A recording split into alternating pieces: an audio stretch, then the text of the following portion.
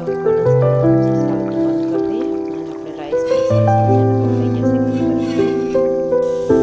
ત્યાં સુધીમાં આપણે બટેટા અને રીંગણાને રેડી કરી લઈએ. ચાલો તો અહીંયા પાણી લઈ અને ગવાર, રીંગણા અને ટમેટા બધું મસ્ત રીતે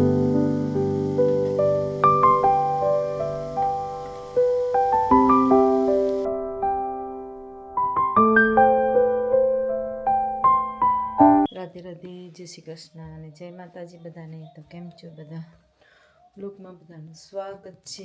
જો આપણે ઉઠી અને તૈયાર થઈ ગયા છે અને હવે રસોઈ બનાવવા જવાની છે. બસ ચાલો ગાઈસ, તો આપણે આવી ગયા છે કુકિંગ કરવા અને કુકિંગ ચાલુ કરી દીધું છે. તો અહીંયા આજે બનાવવાનું છે દાળ ભાત અને રાઈસ, કેમ કે ઘણા દિવસ પછી બકાલું બનાવવાનું છે. કેમ કે બકાલું હમણાં બહુ ઓછું આવે છે, તો બકાલું કોઈ લેવા જતું નથી અને એટલું ફ્રેશ મળતું પણ નથી. તો એટલા માટે ઘણા દિવસ પછી બકાલું. ચાલો તો આપણે શું શું બકાલામાં લાવ્યા હતા અને શું શું બનાવવા મૂક્યું છે. કુકરમાં દાળ અને આપણે બનાવવા બાફવા મૂકી દીધા છે રાઈસ. તો ચાલો રાઈસને મિક્સ કરી નાખીએ, કેમ કે જે ઉકારો આવ્યો નથી રાઈસમાં અને બેઠી જશે.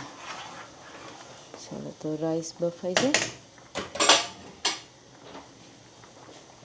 અને બાકીને બકાલું છે ગવાર, સિંગ અને બટેટા, રીંગણું, ટમેટા, બટેટા, લીલા મરચાં, ધાણા બધું અહીંયા છે. તો ચાલો આપણું તેલ પણ એકદમ ગરમ થઈ ગયું છે. તો અહીંયા બકાલું આપણે ધોઈ અને બકાલાને વઘારવાનું ચાલુ કરી દઈએ. બનાવતા તેલ આખું ગરમ કરી નાખ્યું છે. તેલ ગરમ થઈ ગયું છે બહુ. તો ચાલો પહેલાં કુકરમાં આપણે દાળ માટે ઢાંકી દઈએ અને તેની પણ સીટી પડાવી લઈએ ધીમો ગેસ કરીને.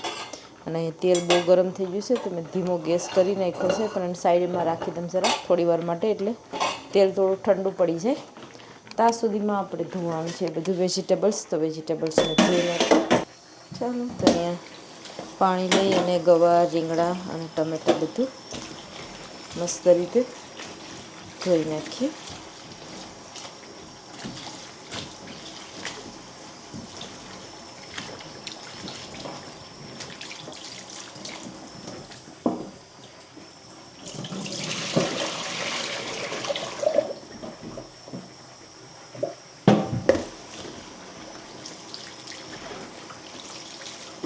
તો ફાઇનલી તેલ પણ ગરમ થઈ ગયું છે, રાઈસ પણ બફાઈ જશે. તો પહેલાં રાઈસને સંભાળી લઈએ.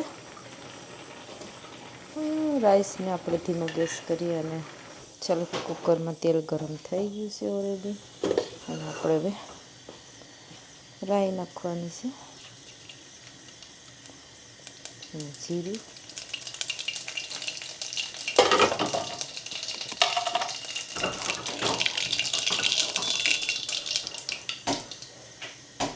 રાઈ મને બહુ થોડીક ઓછી લાગી. બકાલામાં રાઈ સારી લાગે છે તો આપણે રાઈ વધારે નાખી દીધી. અને અહીંયા થોડી હિંગ પણ સાથે સાથે નાખી દઈએ. અને અહીંયા 2 લીલા મરચાં લઈ લઈએ સ્પેશિયલ બકાલો વઘારવા માટે.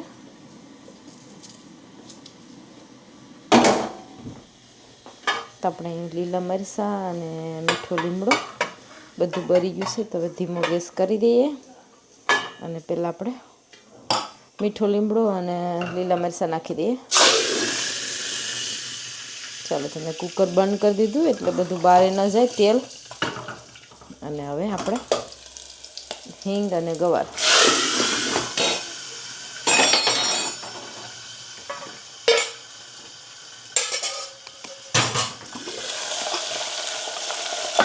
ચાલો ગેસ હવે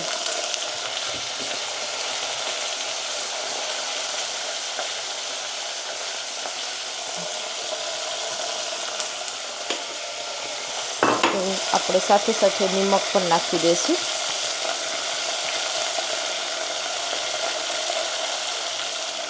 તો આપણે 3 સ્પૂન જેટલું મીઠું નાખી દીધું છે અને હવે મિક્સ કરી લઈએ. તો ચાલો આપણે બકાલું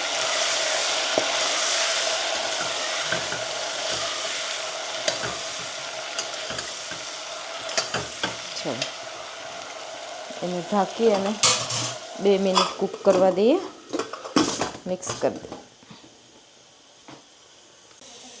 ત્યાં સુધીમાં આપણે બટેટા અને રીંગણાને રેડી કરી લઈએ. તો અહીંયા આપણે લીધા છે 2 બટેટા બકાલુમાં નાખવા માટે.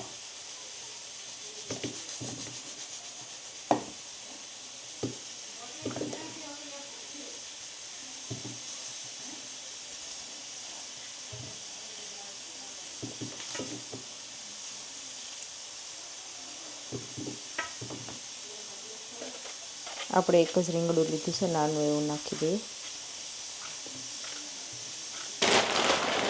તો આપણે અહીંયા થોડાક ચણા પણ લીધા છે વ્હાઈટ, 2 મુઠ્ઠી જેટલા, એટલે આપણું બકાલું એકદમ સરસ લાગે. તો આ છે થોડાક ફ્રોઝન જેવા.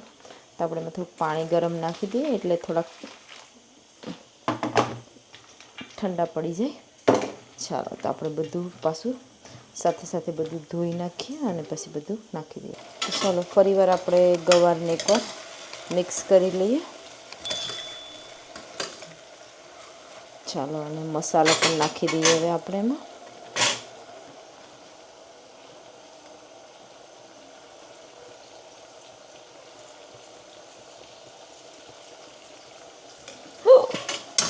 તો આપણે એમાં હળદર નાખી છે.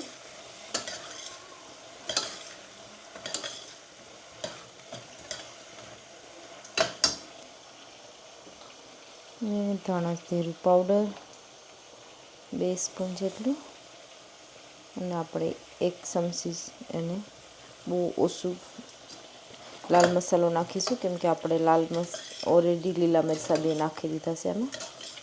ચાલો, આપણો મસાલો મિક્સ થઈ ગયો. એવરી ટાઈમ અલગ કંઈ નવી ટાઈપ બકાલું બનાવતા હોય છે. ચાલો, તો આપણે રીંગણા બટેટા બધું રેડી થઈ ગયું છે. તો આપણે એમાં સાથે સાથે ટમેટાં પણ બટેટા સાથે જ બધું કાપી અને રેડી કરી નાખીએ ઝીણા ઝીણા.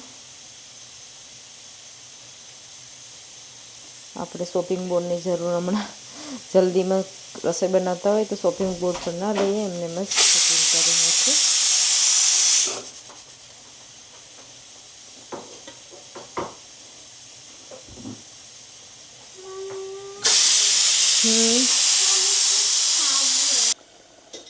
પિયાનજી પાસે લઈને હાકર નાખી દીધી છે, અને હવે આપણે મિક્સ કરી દઈએ. ગવાર અને સિંગના મસાલા સાથે બધું આપણે 1 સીટી પડાવી નાખી છે, અને બાકીનું બધું બટેટા મટાણા બધું નાખી દઈએ અને તેને પણ બધું કૂક કરી નાખીએ. ચાલો, તો અહીં બધું રીંગણા બટેટા બધું ધાણા ટમેટું બધું સાથે જ આવવાનું છે. આજે મિક્સ રેડી કરી નાખ્યું છે મેં. ચાલો, તો બધાને ધીરે ધીરે મિક્સ કરી દઈએ.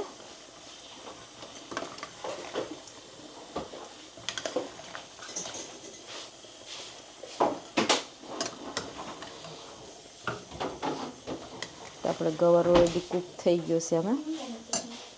ચાલો, તો આપણે કુકરમાં બધું નાખી દીધું છે. હવે મિક્સ કરવાનું છે. તો ચાલો, ઢાંકી દઈએ.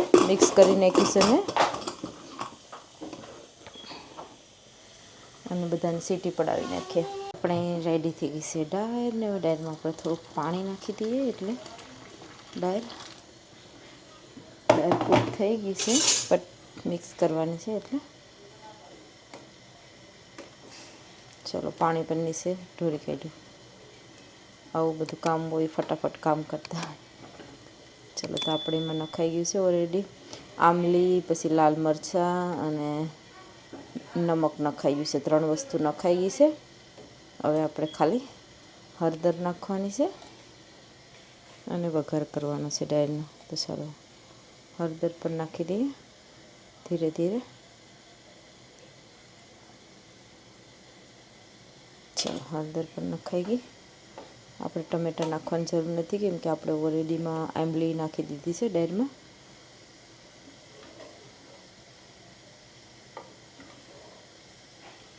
આપણે બકાલાનું કુકર ખોલી નાખ્યું છે, અને એકવાર ચેક કરી લઈએ તો પાણી બહુ બધું વળ્યું છે. હવે આપણે એમાં કૂક થઈ ગયું છે ઓલરેડી બટેટાને બધા. તો ચાલો, પાણી નાખી દઈએ કૂક કરવા માટે.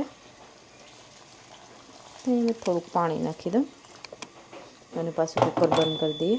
તો આપણે વઘારવાની છે હવે દાળ. તો આપણે દાળ વઘારવા માટે તેલ ઓલરેડી ગરમ કરી નાખ્યું છે. તેલ ગરમ થઈ ગયું છે એટલે આપણે હવે રાઈ નાખી દઈએ દાળ વઘારવા માટે, અને જીરું. બધી વસ્તુ નખાઈ ગયું આપણે રાઈ જીરું.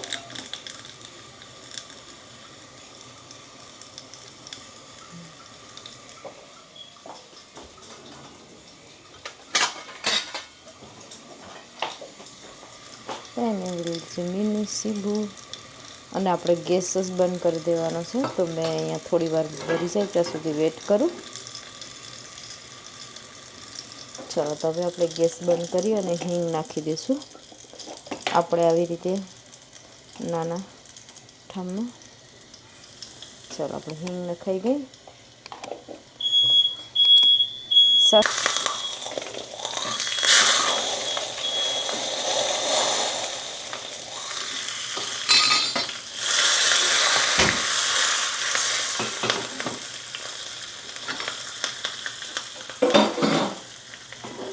ચાલો, તો આપણે બધું નખાઈ ગયું છે. દાળનો વઘાર રેડી છે. તો ધીરે ધીરે આપણે દાળમાં પધરાવી દઈએ. દાળનો વઘાર પણ થઈ ગયો મસ્ત રીતે, અને દાળ પણ આપણે હવે મિક્સ કરી દઈએ એટલે એમાં બધું વઘાર દાળમાં બેઠી જાય. તો આપણી દાળ રેડી છે. ધાણા પણ નાખાઈ જશે, અને આપણે એમાં થોડુંક મીઠાશ માટે નાખવાનું છે. ચાલો ગાઈસ, તો આપણું કુકિંગ રેડી થઈ ગયું છે, અને મસ્ત મજાનું બધું જમવાનું બની ગયું છે. તો ચાલો, આજનું બકાલું મસ્ત બકાલું બનાવ્યું છે. કેમ કે બકાલું તો ખાવું જ પડે વીકમાં 2-3 વાર. તો આપણે વીકમાં 2-3 વાર હોય છે, પણ હમણાં થોડુંક ઓછું બનાવ્યું છે. તો આજે ઘણા સમય પછી બનાવ્યું છે. આપણે એકદમ જાડી રગડા જેવી દાળ બનાવી છે. આજે બહુ જાડી દાળ બનાવી નાખી છે. મસ્ત મજાની દાળ બનાવી નાખી છે, જાડી ખાટી મીઠી. અને ચાય મેં મારા માટે પણ રાખી દીધી છે રેડી કરવા માટે. ચાય પીવી પડે.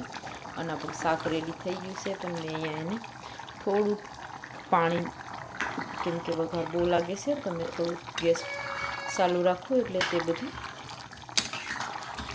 ફાઇનલી હવે બંધ જ કરવાનું છે. ચાલો, તો બંધ કરી દઈએ.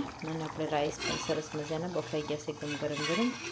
મારા માટે ટિફિન રેડી કરવાનું છે. તો અહીંયા મારી પાસે જગ છે ગરમ. આમાં ગરમ ખાવાનું રહે એટલે ગરમ આપણે જલ્દી હોય એટલા માટે ગરમ ગરમ ખાવાનું લઈ જઈએ અને લઈ જઈએ છે. તો ચાલો.